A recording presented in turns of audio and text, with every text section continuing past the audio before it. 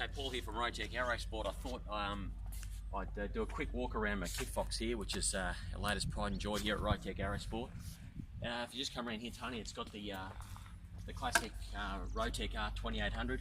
We've produced over 3,400 of these units since 1998, and this is the pretty much a standard. Look at all those wasps. This is the standard 2800 engine, nothing spectacular.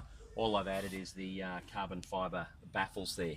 So, and you can see those, and the carbon fibre spinner. The propeller is a 76-inch by 55-inch pitch wooden prop, and on this particular Kitfox I can cruise comfortably at 100 miles per hour, which is right on the VNE, with only around about 18 to 20 inches of manifold pressure. It just cruises along. I get around about 1,500 feet per minute climb. It's got tons of power. It's a delight to fly. So I'll do a bit of a walk around. We'll look at the aircraft now. As you can see, the propeller looks like it's metal, but it's actually been carefully prepared and painted in metallic paint with a clear over base colouring system. Likewise, the entire airframe is a black base coat with silver trim, metallic silver trim, and then a clear base coat over everything. Some of the nice features on the aircraft are, I've got these nice root fairings that I made special moulds for, and also likewise, if you look over on that one, Tony, the wheel pant, where the fairing meets the wheel spat, you see I've got a nice brake cover there again. All nice little details. Then the actual spat itself's been modified. You see it's got a pointier rear on it, and I've made it a little bit more rounded. It was based on the standard Kitfox spat. The struts have got fairings over them, fiberglass fairings that I made, and again, nice root fairings here as well. Okay. The windshield has been raked forward around about 8 inches just for aerodynamic purposes, and I think it looks cooler. The Kitfox cowl started out as a standard cowl. So just step back a bit, Tony, get the whole plane in view. We'll do a bit of a walk around. I've got two 50-litre fiberglass tanks, 13 gallon each side, which have been required an extra rib being taken out. Again, this is an earlier Model 3 that I've modified. You see it's got the earlier aileron bearings here, which I've actually cladded in thin sheets of aluminium to give them extra beef. Probably not needed, but just gives it a bit more strength. Nothing's changed. Nothing's been changed on the fuselage other than the elevator's been made more rounded, as is the rudder. So if you come around, Tony, you can see that the elevator's got a more rounded shape to it, and I've added more ribs, and I added this brace just for good measure. It is a taller rudder. The original Kitfox rudder would have been in here, and I've added all this extra here, and the rudder, and I've added a lot more length here. The original Kitfox Mark III rudder would have finished here. I've added all this, and it makes it a little bit nicer to fly with the rudder control. There you go.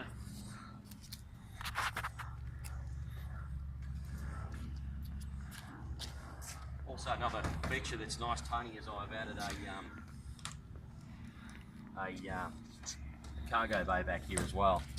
So what I did was I took some 1/8 marine ply, and I actually made a box inside the frame. This is actually glued to the tubes.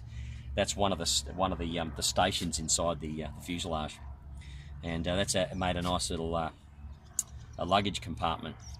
This is a fiberglass hatch I made, and everything is attached with piano hinges. I can actually piano hinge the entire boot, this entire turtle deck here, back over itself, because I've got another piano hinge here too, Tony, see?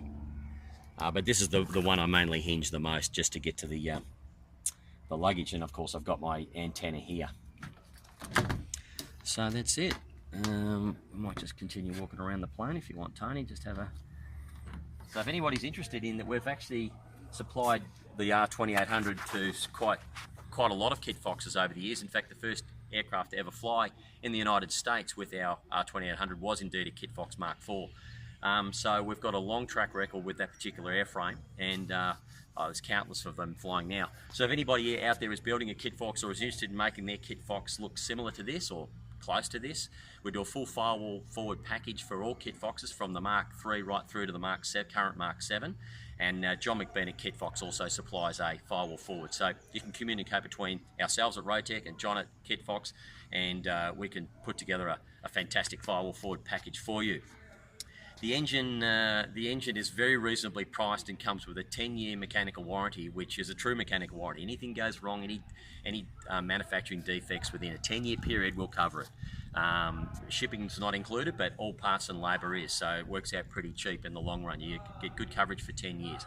Again, we've got 20 years manufacturing this engine. It should be strongly considered as an engine option, particularly if you're looking for something retro and nice and cool, and if you dare to be different and break away from the classic Rotax crowd, this could be the answer for you. Anyway, it's a beautiful sunny day here, Tony. Let's take her up for a fly. I'll fire it up in a minute.